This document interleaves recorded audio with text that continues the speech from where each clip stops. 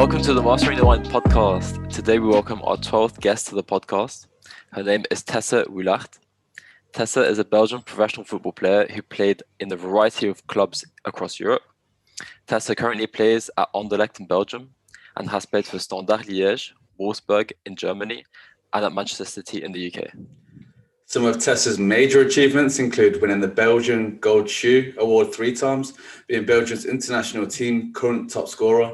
Outside of sport, Tessa has managed to achieve a bachelor's degree in tourism. Tessa also recently founded Girl Power, where she coaches young girls in football camps, providing them with a space, allowing them to express themselves freely and empowering them to pursue their dreams and aspirations. Through Girl Power, Tessa hopes to contribute to the further development of Belgium's women's football, helping in terms of recruitment and encouraging new women's teams to be established. So let's welcome Tessa to the podcast. Hi, Tessa. Hi, good morning. Sorry for the delay. There's no worries. How are you doing? I'm good. How are you? Yeah, good. How was the concert yesterday or the day before? It was good. It was a bit short, I think. It was only 1 hour and a half, but it was in a football stadium in Ghent. Yeah. So, that was cool. That stadium is so nice. Yeah, it was actually, well, normally we would have played there one of our last games of the season, but then like 11 players from us got corona, and then the game was cancelled, so I didn't play in the stadium, and I was disappointed. So now I saw the stadium from the stand, so that was good as well. Yeah. Have you got much on for the rest of the day after this? Well, we got our first friendly today. Okay. So, I have to leave in like 2 hours. Okay. Oh, nice. That's perfect. Oh, yeah. Something we like to do with our guests to sort of start off with is just to take you back right to the start. So growing up, what was it like? What motivated you to get into football? Were there any inspirations growing up that got you into football? If you were to take us back right to the start, what would that look like? So right from the start, I was 5 years old, and I was dancing before, but I didn't like it, like dancing in front of a mirror, everyone watching you. I had no rhythm at all, still don't have. So then I was playing in my backyard with the ball, and friends from my parents came on a visit, and one of the guys was a coach, so the friend of my dad was a coach, and I asked him to play with me for like 10 minutes because I was bored, and he said okay. And then afterwards he told my dad that I actually had qualities as a girl to play with a ball, and that I should play soccer or like football. And 23 years ago, that was quite a big deal for a girl to play football. And my dad was a bit hesitating, but my mom said like, well, if she wants to play, just let her play. And I've never stopped since then.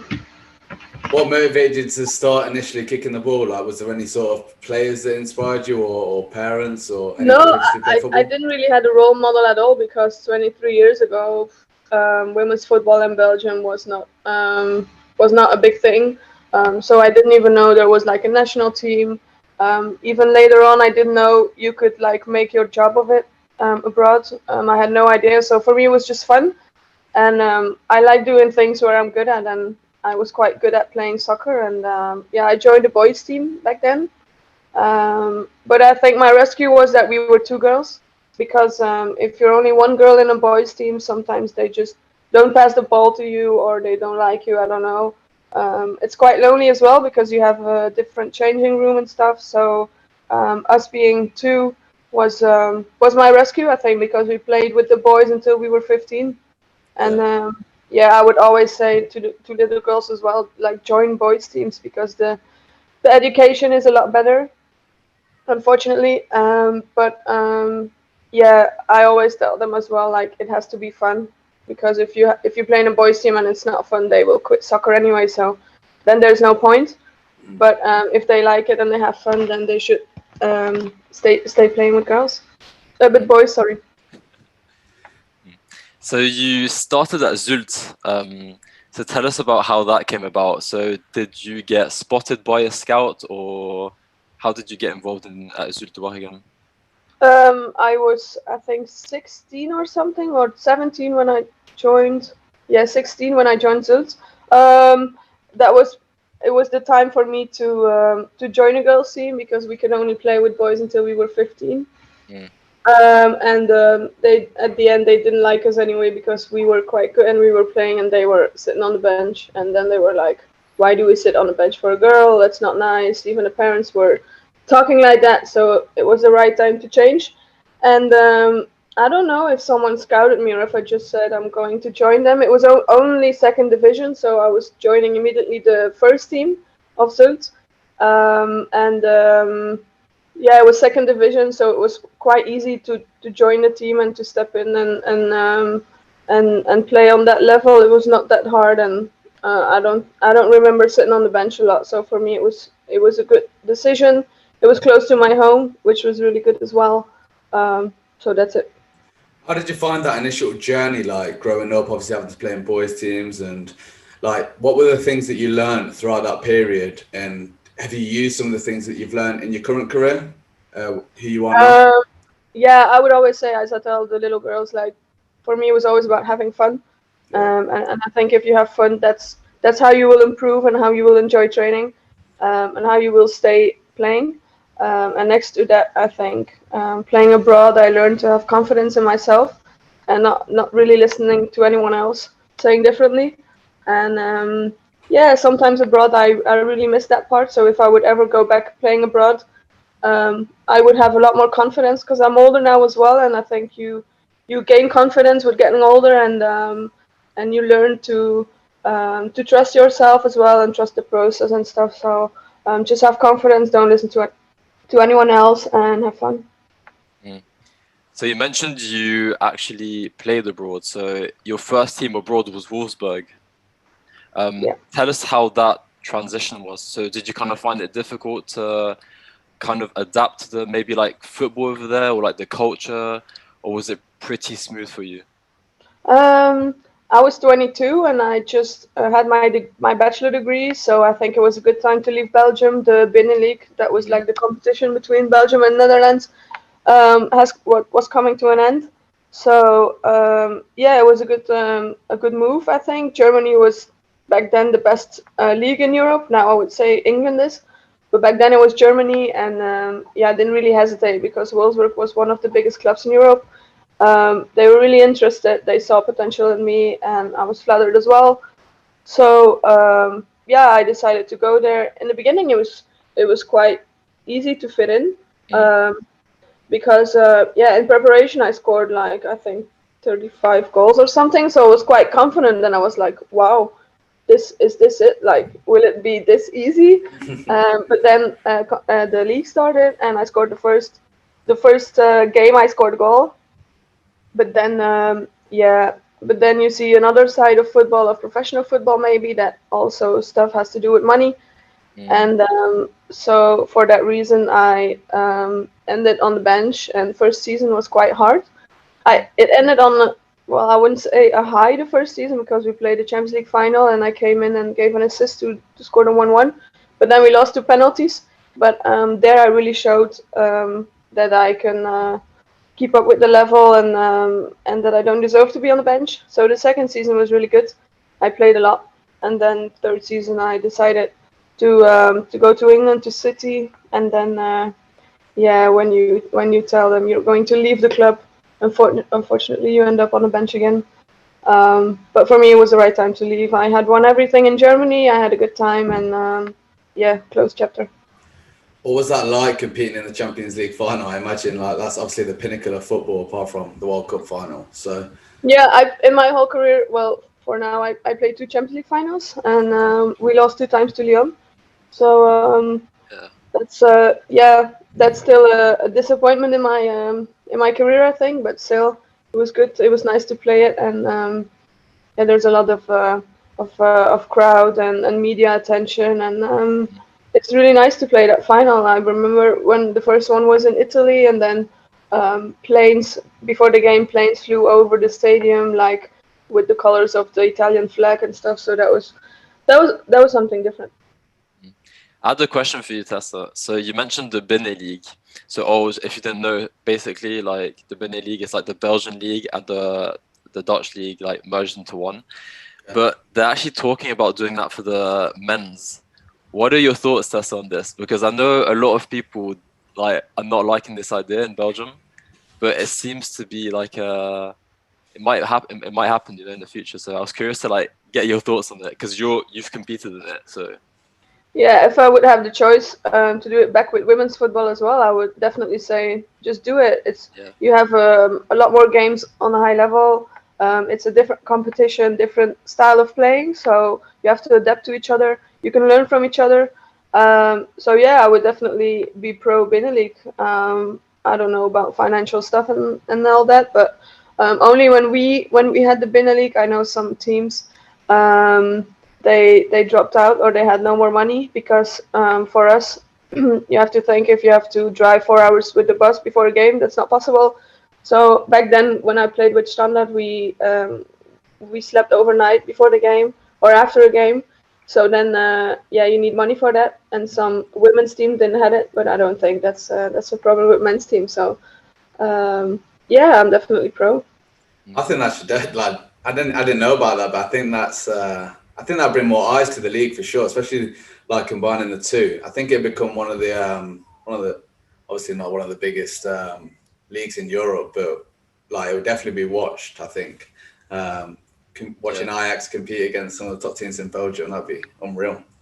Yeah, we actually played. Well, our men's team played Ajax yesterday, and yeah, I think a lot of well, all the Avenese could go to the game, and there was a lot of people there, and it was also on telly. So that's games that you look forward to. Games against Ajax and stuff like that. So yeah, I would definitely love a men's Binnen League. yeah, you don't want to be watching a Open versus Bruges or something like this. I mean, there's No. even some dead games in England, so I'm not saying names, but yeah. No, we're joking. But so you mentioned that you went to City, so that must have been a massive step up because obviously, like in recent years, there's been like a huge team in women's football. So tell us more about that, like your experience over there. Yeah, everyone thinks it was a step up, but I think it was just different type of football. But I think if we would have played Wolfsburg back then, I think Wolfsburg would still have won. We're talking about 3 years ago now. Now I don't know the quality of City anymore, but it was a different style of playing. In Germany, it's like vertical play and just long balls and running a lot. And in City, we really started playing from the ground, from the goalkeeper out, starting to build up. And but yeah, it was an easy choice for me to join City. I was yeah, I followed them already on social media, and I think it's important that they believe in the women's team. They have their own stadium next to the men's stadium. They use the same pitches. So yeah, for me it was easy to go there, and yeah, I had a really good first season where we won 2 trophies, and then the second season was a bit harder when Corona came in, and I spent some time at home, and I fell in love with home again. So yeah, that was it. Which style do you prefer in terms of like the German style of play to the English style of play? The football style of playing. So yeah, building up from the goalkeeper, playing on the ground, technical stuff. That's more my thing. I feel like Pep's been super influential to the whole of football, from even down to like you see it in the lower leagues of England trying to play out from the back now, and you never would have seen that ever. So I feel like he's having an influence over football in terms of how to play throughout, which is obviously cool to see. Yeah, of course. Not every team can do it. You need the right players as well, and I think he's really good in managing that. And that's just what football is about. I think I'm not a goal scoring header person, so I will barely head the ball. But then I think that's only like a small part of football. I think the biggest part is just playing with your feet. Yeah, no, for sure. And culturally, this is something I'm really interested because I kind of have like an identity crisis because I'm from Belgium. I've lived there all my life, but my parents are English. So like for you, was it difficult to adapt to the kind of English culture? Because for me, home was always England before I moved there to go to university. And when I lived there like 1 or 2 years, I realized that Belgium was home. Like I don't identify with the English culture. So I'm really interested to like kind of for you, was it kind of easy to adapt? Because it's quite special, isn't it, the English culture? Yeah, it's a bit different, and I would say I like the Belgian culture more, or like my own culture more than the English one. It was easier to adapt to the German culture than to the English. I don't know, you guys.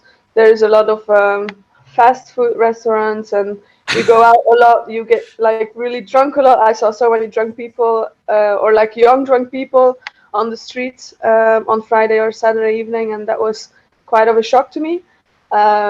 Or when you go out, you guys, you or like the girls, they don't wear many clothes. So yeah, that was quite a shock for me, and also it could happen in Belgium as well. But like when I was with the national team in September, they broke into my apartment in England, which was not nice either. So yeah, that's not so nice memories. Thoughts, Ollie? Thoughts? Can't beat the English culture. One thing I'll give you, like the English culture, is the humor. Like the whole "it's coming home" stuff. Like I find that quite funny. But I can see for like other people, it's like, shut up. Like I think there's But the then good again, sides. There's the then good again, I sides and think the bad a lot sides. of a lot of people hated the Belgian team as well. Like the French, they were oh the my French. god, France was making fun of us as well. I know. But then yeah, we don't really make fun of anyone else unless they make fun of us, and then if we on the right time we react, and that's what we did with France, and yeah. I love it though how like we were like, oh, it's coming home. That's sort of like our joke. We never really believe it, like until you win the semi-final. You're like, oh, it might happen, but like it sort of turned into the whole world against England. I think the English sort of thrive off that, and that like we've got everyone sort of rattled it. Yeah, it's a I love different it. kind of style. Yeah. I think that also proves that you have a lot of confidence, and we have less confidence, I think. Yeah, I not in do. penalties though. Not in penalties. um, but yeah, that's interesting to kind of hear your thoughts on that. Obviously, like you've won so many stuff in your career, different trophies. But one that caught my attention was the Golden Shoe. I know how how prestigious it's an award in Belgium. So for you, like, what was it like to kind of won 3 in your career? Yeah, it was good.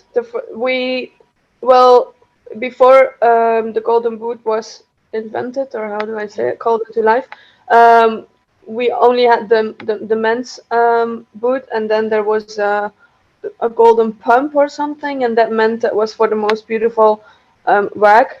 So the most beautiful, girlfriend or woman from or wife from a football player, and yeah, we didn't like that at all as female football players. So then they changed it, and now the golden pump is not anymore. I think I actually have no idea. But yeah, we were really happy that they changed it and that we got more attention as well. And it's a big night in Belgium. It's the biggest night in the year for Belgian football. So yeah, it's nice, and yeah, 3 is nice as well out of 5. But yeah, I still want more. I have some more space here to put some more golden boots on it. Because what happens generally is like the Golden Boot winner like leaves abroad because he's like the best player, like in the men's particularly. That's what I see. It's like I've never seen really someone that's won it twice or 3 times. So like for me, it's like yeah, there was one. I think Paul van Imst. okay. He retired a long time ago. He won 3 or even 4, I think. And then you've got Hans van Aken, who plays in Bruges, who won twice now, 2 years in a row, which is quite exceptional as well.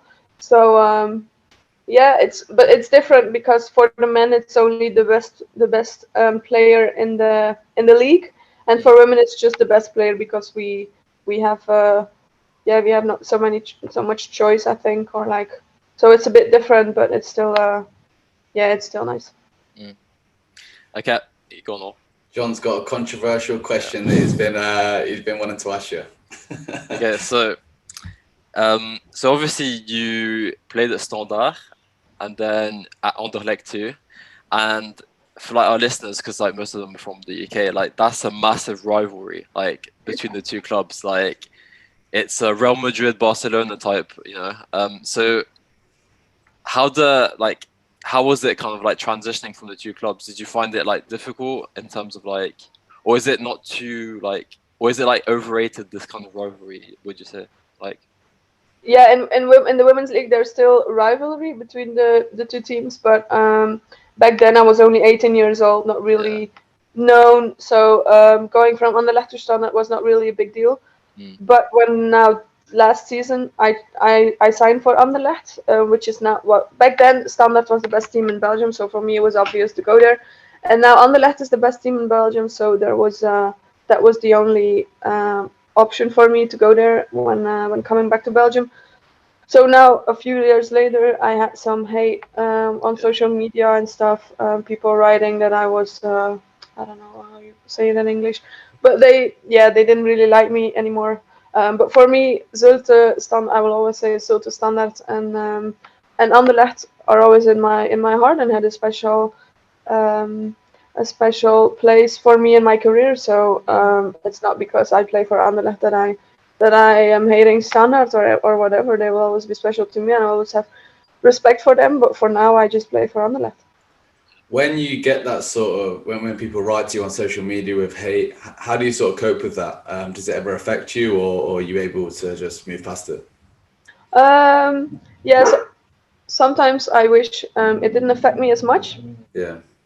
But I think people always forget that we are just people as well, and we have feelings as well. And more to that, we have a family. And for me, I don't like it when they write it, but then again, I mostly don't care. Sometimes I discuss with my boyfriend, like, look what this one wrote, and then he's like, yeah, but look who it is. Like, they don't matter. Yeah. So then it's good when I talk to him as well. But as I said, I have family as well, and when they read it, that hurts me more because I'm only their daughter or granddaughter, and that hurts me more as well when they have to read or like go through stuff like that. Yeah. Sort of going back to obviously England and the English culture. This is where I talk about the good things about the English culture, but also the really, really bad things. And I knew as soon as Rashford, Sancho, and Saka missed them penalties, I wasn't even gutted that we lost. I was more gutted for them lads. Like straight away, I wasn't even like, oh, we lost. It was like, how are these lads going to bounce back from that? Because I knew exactly what was going to happen the next morning. And just social media in general is just such like, there needs to be something done about, obviously they're pushing for that ID. You have to have identification now to put yourself on social media so you're held accountable for what you say on there. And I think that's definitely has to be done because it's becoming a bit of a joke now. What's happening to I these totally players. agree. I totally agree. We have to do more about online abuse or online negative comments because people, they think they can say and write everything without any consequences. And yeah, I think so too, that Facebook and Instagram and stuff, Twitter, they have to dig deeper or like delete comments like that whenever it's negative or it's or it can hurt people. So yeah, I totally agree. Talking about penalty shootouts, obviously you've been involved in penalty shootouts. How do you sort of find them? Are you confident going up to the spot, or have you ever had feelings of real nervousness before going up? Because Rashford's come out saying normally he's confident going in, but then obviously the whole weight of the nation on his shoulders to score. That was the first time he'd felt pressure like that. How do you sort of cope with that? Yeah, before a penalty, there's always stress involved. Always, there's no one that has no stress because you always think like, what if I miss? Because a goalkeeper can only win with a penalty, but you can only lose if you miss it. So I can totally understand what he's saying, and I rather take a penalty during a game than after a game, because after a game, yeah, it depends on if you win or lose. Because or during a game, you can still maybe say like, okay, I still have time to make it right or whatever if I miss. So it's a whole different feeling. I hate penalties after a game. I don't like it. But yeah, I try to step up, and I'm 28 now, so I have some experience in it. Back then, when we did penalties with Champions League during the Champions League final with Wolfsburg, I had a good game, or like I came in, I had a good game, and then I decided not to take one. I was only 22. I was not ready for it, but then at the end we lost to penalties, and then I was disappointed not taking one because then it's out of your hands. You can help the team. It can go both ways. How did the manager sort of select who takes penalties? Did he go around just after saying, "Do you fancy one?" Or because I know that Gareth Southgate, he's chose it on success rate. Obviously, they've done like a competition in training throughout the whole tournament, and whoever had the highest success rate took one.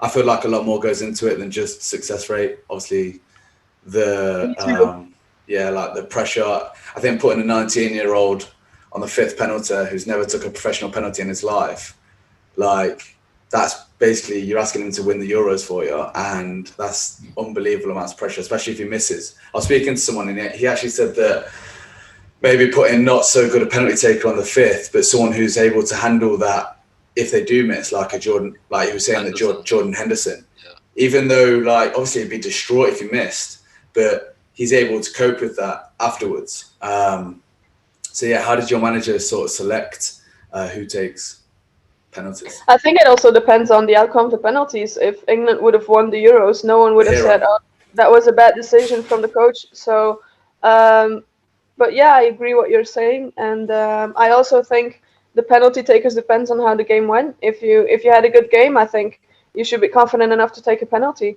Now I'm not speaking for myself because I didn't take one, but still I think you have to let the players decide, and hopefully you get to 5 that want to take a penalty. I also heard that Grealish wanted to take one, so then why not? And also I think a big it's a detail, but still I think like Rashford and stuff, that he touched maybe 1 or 2 balls during the game. So how can you be confident to then take a penalty without really touching a ball? I think that's a bit weird. It wasn't even just the game that he hadn't touched the ball. He hasn't really touched the ball all tournament. He featured probably once during the whole tournament. Even for Sancho, he played 1 game, and then you suddenly relying on him to score the penalty to bring it home. It's like because even if they are still young, they have a lot of experience. But like when you don't play a lot in a tournament, it gets in your head, and you lose confidence. And as I said, we're only human, and confidence is a big thing in football. Like it can make or break a player. And I think also maybe he should have said it to the coach, or I don't know, and say like, "Hey, coach, I don't think I'm ready for it." I don't know. But yeah, it's the pressure. It's everything comes down to you, and it's a big discussion. Talking about the sort of psychological demands, obviously you talk about confidence, you talk about coping with pressure. Something that I'm doing for my project during my studies is what are the most important psychological attributes you feel make a successful professional footballer. So what do you need to make it to the professional game? So I want to ask you, what do you think are the most important psychological things and qualities you feel make a successful striker, a successful football player to make it? Confidence. Yeah. I think like just believing in yourself and knowing like I can dribble this player, or I can score this goal. And to help me before a game or like an important game, I save videos from goals or like good dribbles or actions, whatever I did during a game, and then I watch it in the bus or before a game, and I think that really helps me get my confidence and saying to myself like, hey, it's fine, you have qualities, you can do this, and just go into the game and believe in yourself. Yeah, that's what I learned during my career, and as I said, if I would ever go abroad again, I would barely listen to anyone else and just do my thing and don't really care about it.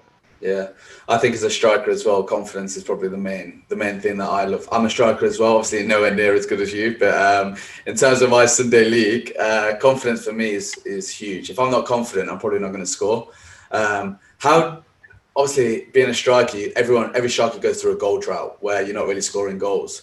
How do you because when I go through these moments, I'm like talking about quitting football, like, is this for me? How do you handle those goal droughts where you're not really scoring? Then I try to like put a session extra during the week on training and just shoot to the goal to get the confidence back and to see the ball hitting the net. And that's something I've learned from my agent. He was a good player as well, and he was an attacking player as well, and scored a lot of goals. And he told me like, doesn't even matter if there's a goalkeeper in the goal, just shoot at the goal during training, and if you see the ball hitting the net, you get confidence as well. So maybe that's a good thing to to tell anyone if they're not confident in front of goal. Yeah, and then you find like once you get that one goal after the drought, they all start coming. What about you, John? What do you think is the most important attribute? Because John's a striker as well, so. Oh yeah, I feel like confidence is super important. And what Tessa said about like seeing the ball hit the net like in training, like Alan Shearer always says this, like on the BBC, he always says that. So like I really resonate with that point. But one question I was going to ask you as well. So you mentioned that there were some periods in your career that you had to like be benched and stuff. How do you cope with that as a player? Because obviously that. Yeah, when I went to Wolfsburg the first season, I was quite a lot on the bench, and I didn't really understand it because I thought I was as good as the players playing on the field. So for me, it was really confusing. And coming from Belgium, I didn't really know the feeling of sitting on the bench. So for me, it was hard. And then you start questioning yourself. And the first thing I did was calling my boyfriend, my agent, people that know me well and that have respect for me and that only want to give me good advice. So then I talk to them a lot through the phone and try to just cope with the situation and just show on training that I'm ready. And yeah, it worked out well, but it was not an easy time though. It sounds like your agent and your boyfriend, in a way, were like your kind of like mental coaches. Like, have you had any experience with like a sports psychologist in your career, or? No? We have one with the national team, but yeah, for me it's hard to like open up to people that I don't really know about, or like knowing that it's their job. I'm more likely to speak to people that know me best and that I have a good connection with. And yeah, it's true. I've been with my agent since I was 17, so he's known me really well, and he know how I am as a person as well, and how I can react to situations, or how I even think about situations before I don't really speak to him about it. So for me, that's really important. Yeah. That's really interesting you say that, because like in Belgium, sports psychology and like kind of mental health isn't really talked about compared to the UK. And yeah, it's just really interesting to kind of have that perspective, because obviously we're sports psychology students and we want to do the job like in a couple of years. So yeah, it's interesting to see the cultural.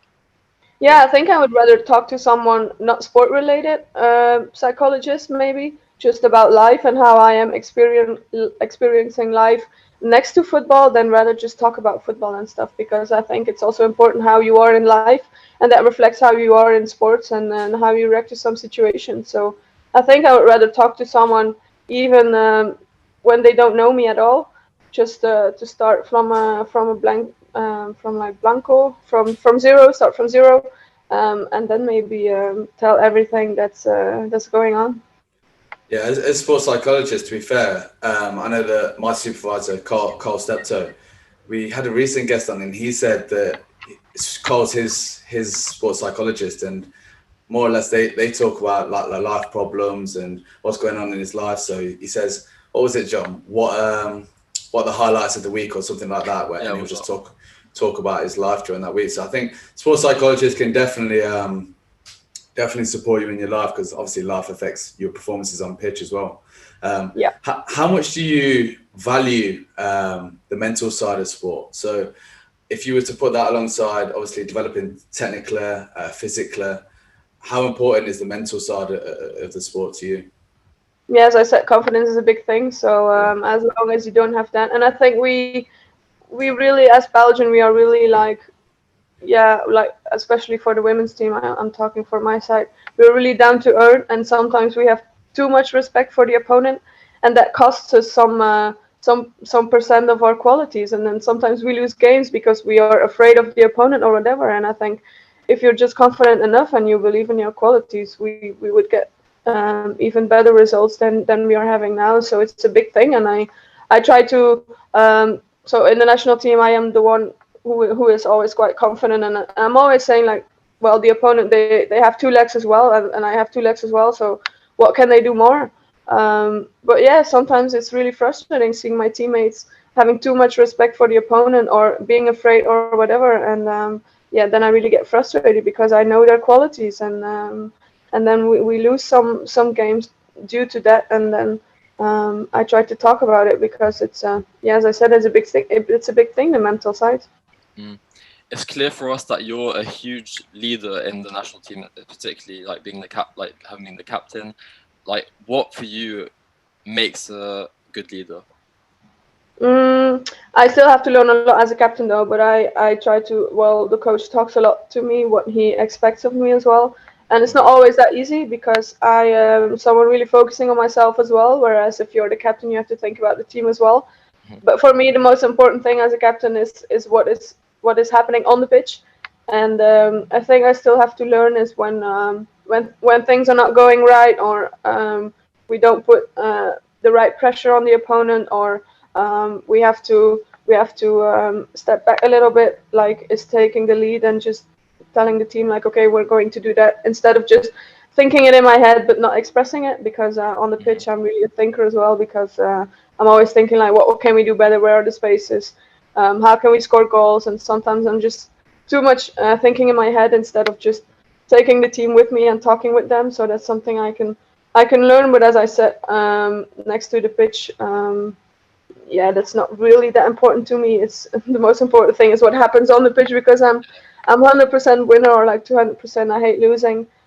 So what happens on the pitch is the most important thing. And as I said as well, when we lost to Switzerland one time, and we had too much respect for them, and that's when I stepped up a bit and talked to the team like, hey, we lost quality there because we had too much respect for them, and we can do better.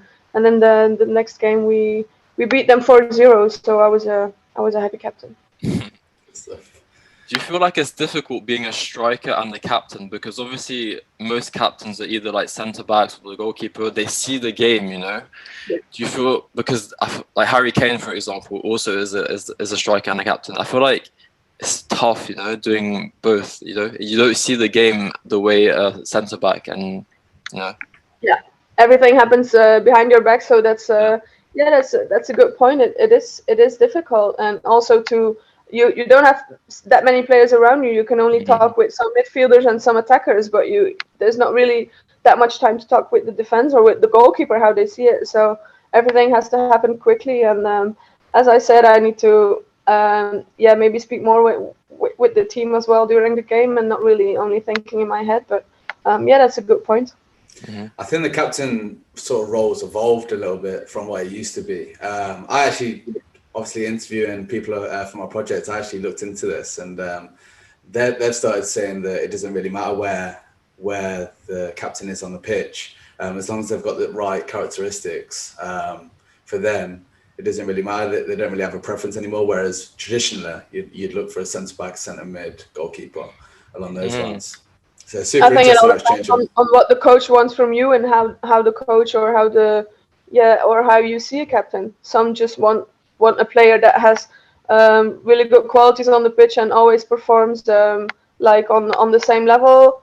But then you also have captains that are really leaders. You have captains that are just like in between the team. So it all depends on what the coach wants, of course. And the game is evolving, and the captain's role is evolving as well. And sometimes I'm also saying like, I still need to be me as well. And there's so many things that are expected from you sometimes, that you can lose yourself as well, or like your qualities. As I said, sometimes I'm thinking too much inside my head for the team, how we can improve, and then I lose my own game a bit. So you have to have a bit of both. Have you ever had any injuries throughout your career that you've had to cope with, or have you had quite a clean slate? No, not big injuries though. But no, I've only been out for like maybe 2 weeks max. So I've been really lucky. But though I take care of my body as well a bit, so like doing exercises and stuff, and talking a lot with the physio, and that's a thing as well you have to take care of. One of the lucky ones. Yeah. But that's really interesting, really cool conversation. But I think now's a good time to kind of like talk about your projects outside of sports. So obviously you mentioned earlier that you had a bachelor's degree. So this is something we really promote on this podcast, is having like an option for like professional athletes, is having an option outside of sport, you know. So what happens after your career? What happens if you do get that career ending injury? So tell us more about your thinking of going into education. What was your goal like? For me, it was obvious. I first wanted to have a degree before leaving abroad. So my parents as well, they thought it was really important because, as you said, you never know what can happen. And then there's a life after football as well. So I will always have a backup. I don't think I will ever, never say never, but I will ever do something with my degree. I have one in tourism, which is really cool. Actually, the only thing I want to do with my degree is being a steward on a plane. I think it's really cool.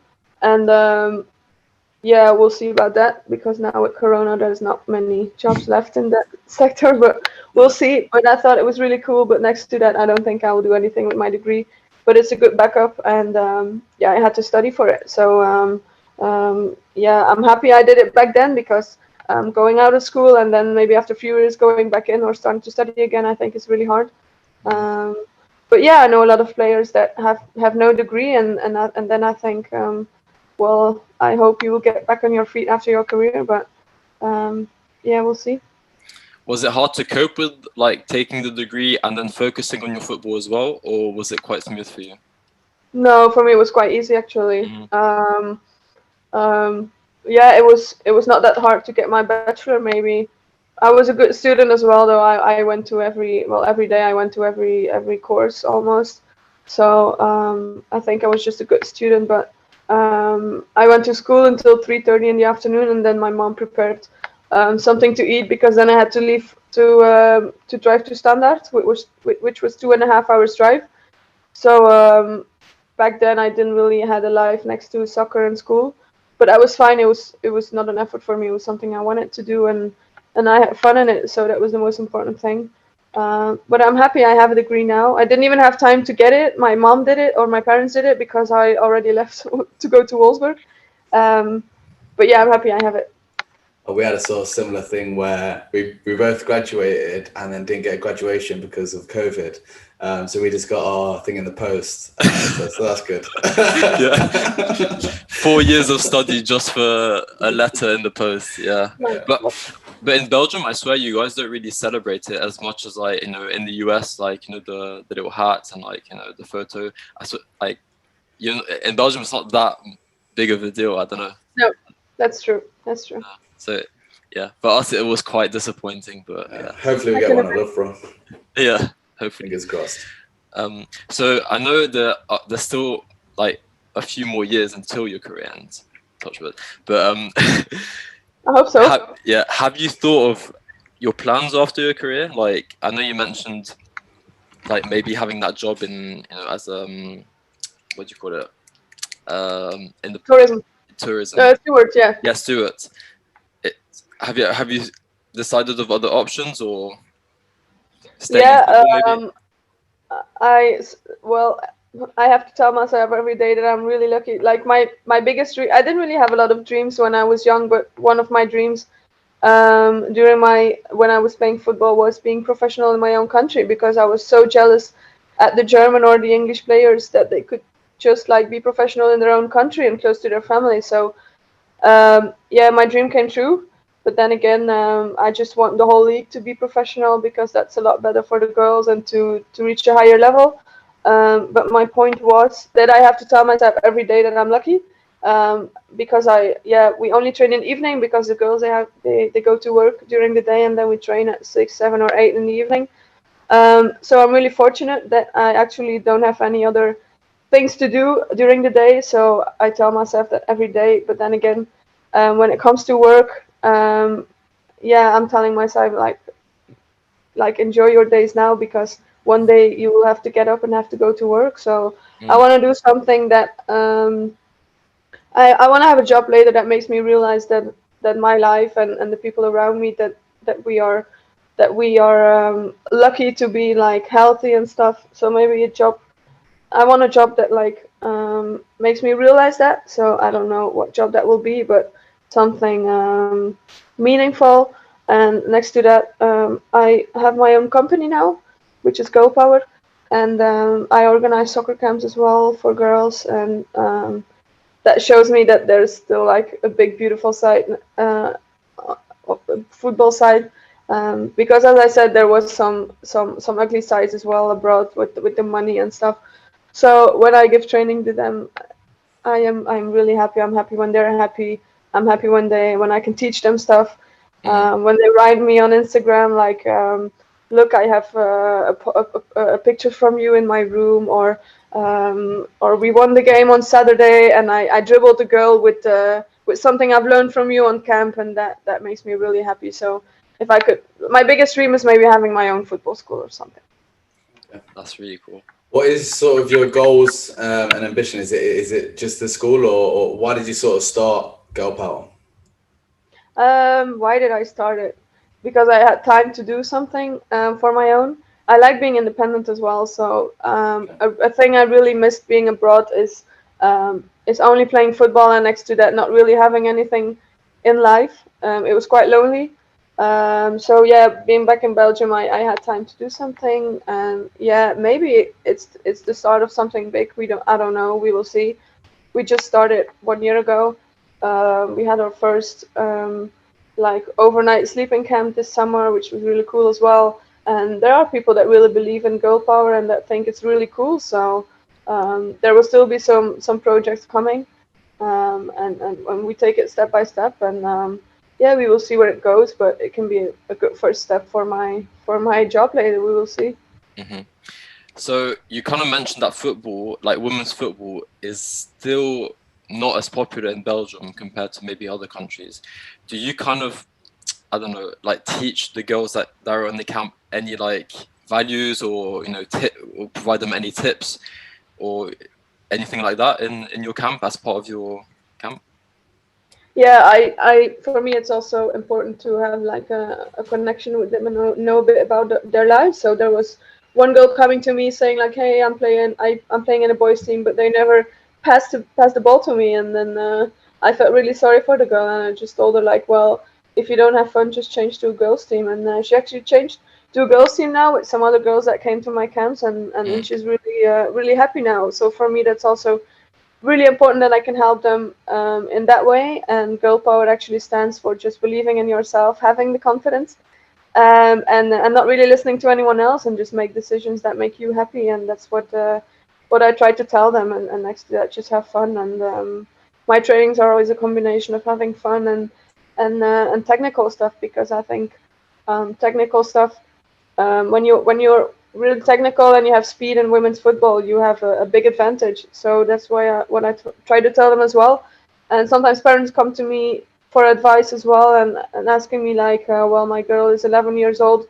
Should I send her one time a week to the gym? And then I'm like, no, not at all. She doesn't need that. I only started gym when I was 22 years old. So it's not necessary. Just give her a ball and a wall, and let her play against the wall. And that's how I develop my technique as well, just playing alone with the ball.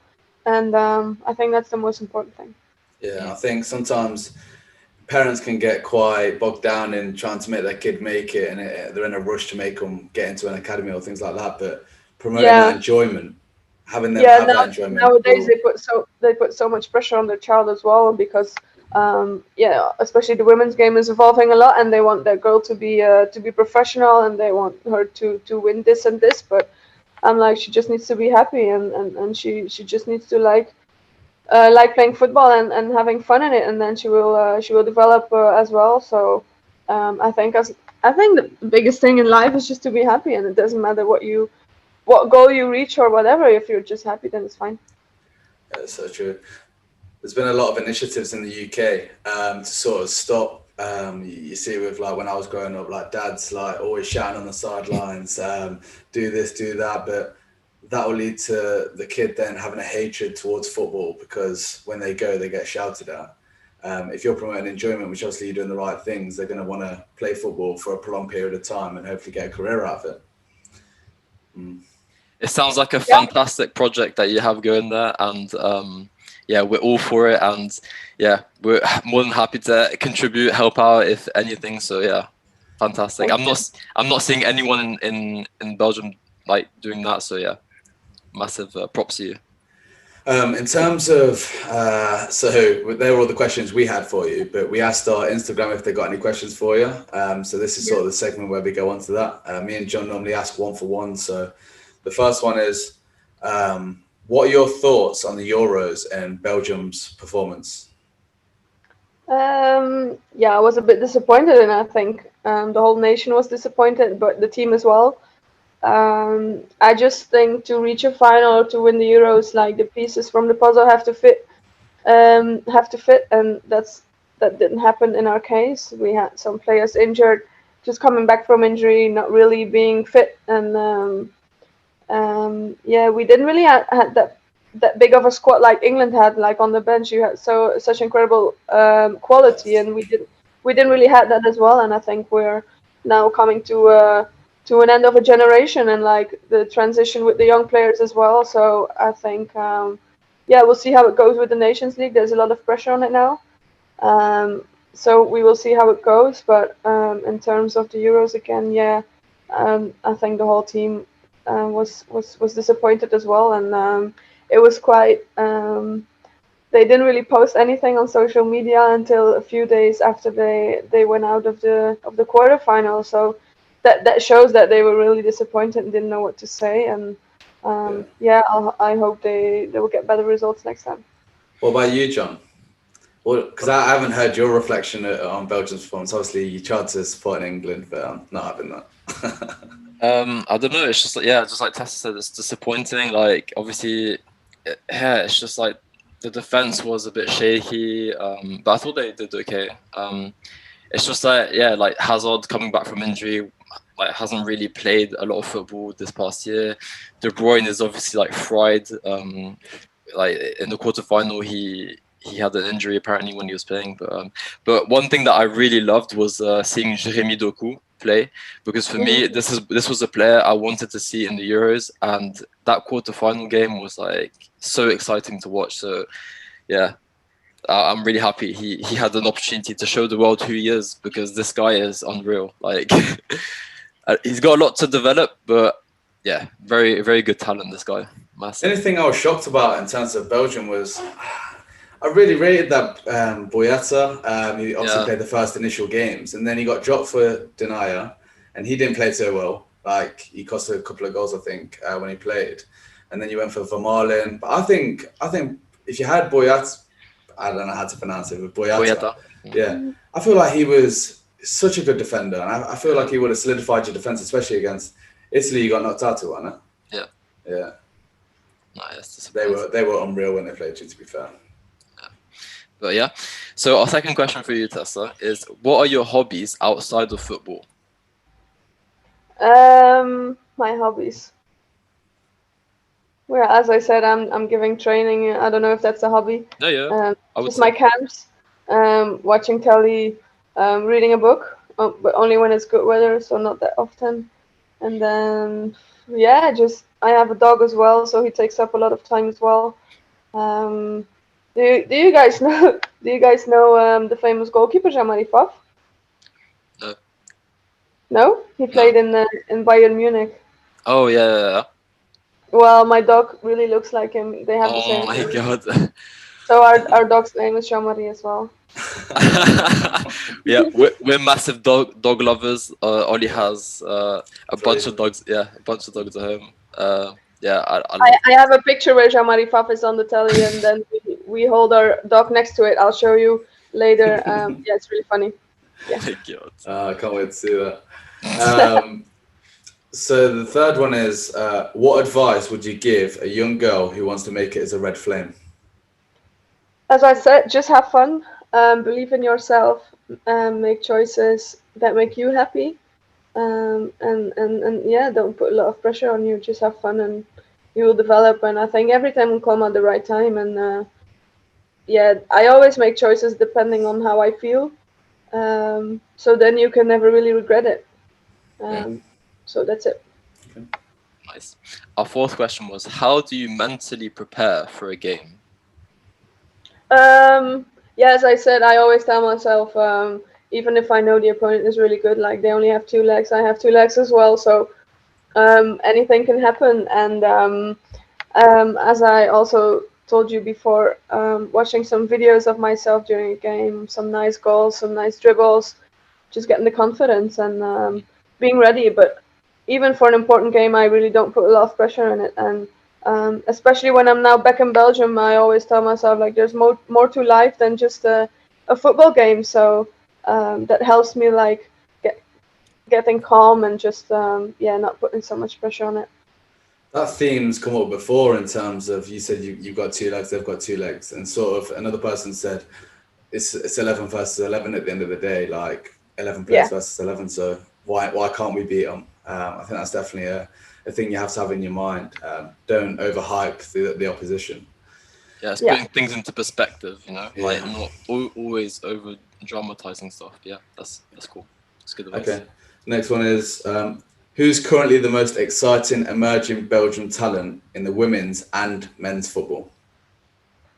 Oh, I would say Doku. I think we will see a lot of stuff from him. Well, like I have high expectations. I think if he really wants to, he can be the new Hazard. So we will see. He definitely has the qualities for it, and they're quite the same players, like speed, dribbles, wing player. So we will see. And from the women's side, I actually have no idea. There's some good talents coming up. But I always say a lot can happen, and you also have to be lucky that you have no injuries or like no really bad injuries, and that you still like keep your feet on the ground and just keep working. And that's also a thing now. Now the women's side has, or like the women's football in Belgium is evolving. Like there's more sponsors and whatever. So before I got some pair of shoes for free, I had to like do a lot for it or work a lot for it, and now they can get it a lot more easier, which is good as well because then they're more comfortable and they don't have to think about it. But then again, sometimes they forget that they still have to work for something and that nothing comes easy, and that's maybe it's not a negative side, but as I said, a lot can happen. They have to make the right decisions and keep their feet on the ground, get a degree, and then they can look to make the next steps. Mm-hmm. Okay, so our last question is, who's the best player you've played with and played against? I'm really a fan of Pernille Harder. I played with her in Wolfsburg, and I think her and Caroline Hansen is one of the best I played with in Wolfsburg. And against, that's a good question. Actually, I have no idea. No one. Yeah. No opposition strong enough. No, I played against a lot of good players, of course. What would be like your, I don't know, top 3? Make it maybe easier for you. From players I played against? Yeah, like the best. Maybe it's helpful. Oh wow. Now I'm thinking about defenders, huh? Yeah. Actually, I have no idea. I'm not really. Yeah, I don't really remember like any exceptional defenders. I just play with good defenders and stuff, but. Yeah, that's fair enough. Yeah. But sorry. In terms of all the questions that we had for you, that's everything. So thanks so much for sharing your time with us. Obviously, you've got a shoot off for your first friendly, so good luck with that. Thanks. But yeah, no, I've really enjoyed it. Me too. Good luck with the podcast. Yeah, thanks. So in terms of the outro, we hope you enjoyed this episode. If you could please share this with your friends or someone you'd feel would benefit from it. Most importantly, like, subscribe. Comment down below any questions you had, or comment down below any guests you'd want us to get on in the future. Other than that, thanks for listening, and we'll see you in the next one. Hey guys.